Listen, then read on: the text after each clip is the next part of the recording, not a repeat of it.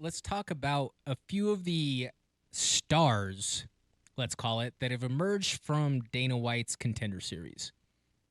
Starting off at number 5, Josh. Number 5 for the stars from Dana White's Contender Series is a guy named Dustin Jacoby. He was a vet who was plug-and-play ready, and he has not lost in the UFC since getting signed, including 2 first-round TKO knockouts. Now, Jacoby was in the UFC a brief stint before early on in his career.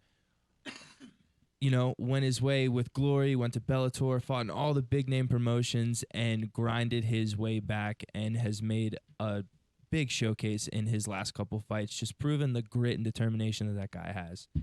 100%. You couldn't have said it any better right there. Number 4 on the list. Number 4, we have Dr. Pepper. Dr. Pepper. Adrian Yanez. Adrian Yanez has exploded onto the UFC bantamweight scene, one of the most stacked and talent-saturated divisions in the entire sport, and he's cleaned house. Every single fight that he's had in the UFC since getting the contract, he's had highlight reel-worthy knockouts. Yeah, and he's so nice with the boxing, man. He's so smooth. It's always great watching him fight. Coming in at number 3, we have the guy who was supposed to be the guy after John Jones. We have Johnny Walker. Johnny Walker came by way of the Dana White Contender Series Brazil, and he came into the UFC. Like we said, he was supposed to be the guy after John Jones. He was supposed to be the guy that could beat him. He was exciting. He was fun, flashy, flamboyant, but he injured himself after a celebration, after a win, doing the worm. The worm. The guy is, I think, a professional dancer, stripper, whatever. How do you injure yourself doing the worm? I don't know. It's an athletic freak. It's a weird thing. Yeah, one of those freak injuries in that regard. But by the same coin, he has taken a couple of losses along the way since the injury, but he's got a top-ranked opponent next that he's booked against currently, and should he beat Thiago Santos, he's right back in the mix of being a top 5 guy in the division. So it's he's kind of finally coming full circle and making the return from that injury. Folks, if you see Johnny Walker and you see that giant train track scar across his delt, that is from the shoulder surgery that he had to have from doing the worm.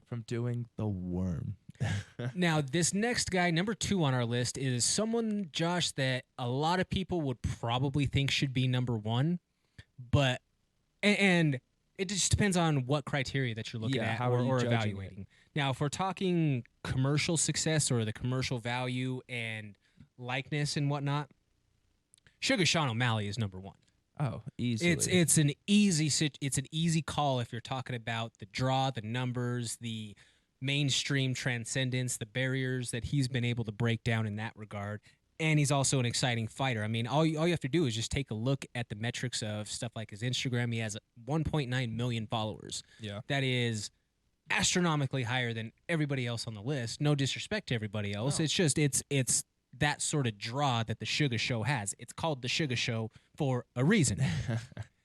But the only reason, Josh, why I keep him at number 2, as opposed to the guy who tops our list here, is because Sugar has not fought for a title. Correct. And you know who has fought for a title? The guy coming in at number 1, we have Alex Perez, where he's won... The Darce Master. Where he's won 6 of his 8 in the UFC. He finished 4 of the 6 in diverse fashion, including TKO leg kicks, DKO with punches, and a couple different chokes. He's the only fighter on the list for, like we said, in the Dana White Contender Series who's actually made it to the title fight, first ever, which, came up a little short, but hey, you made it to the title fight from Dana White Contender Series, which is relatively new to everything else that's been going on for the UFC. So props to him. And that's why he's number 1 on the list. It is fair that he was on the first season, so he had a little bit more time in the UFC. But in that time, he's won 6 of 8. 4 of those 6 have been finishes, just like you say. So he made as valiant of a case as anybody, and he's a guy who has 30 fights in his professional career. There are so many other incredibly talented fighters who could have made this list, but we could only narrow it down to 5. Hard. Yeah. So did you agree with us? Did we miss somebody? Who was a major person that got left off here? Let us know. Hit us up on social media. Hit us up on the Go Fast Energy Drink hotline and text line at 303-831-1340. Stick around after the break. We're going to dive into some current events and cap off the hour going 3 rounds. I'm Jordan Kurtz sitting here alongside Josh Frem. This is the MMA Plug presented to you by DenverSportsBetting.com on Mile High Sports Radio.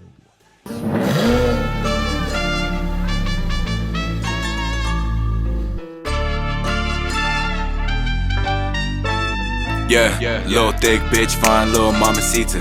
Always coolin' by the pool, drinking margaritas.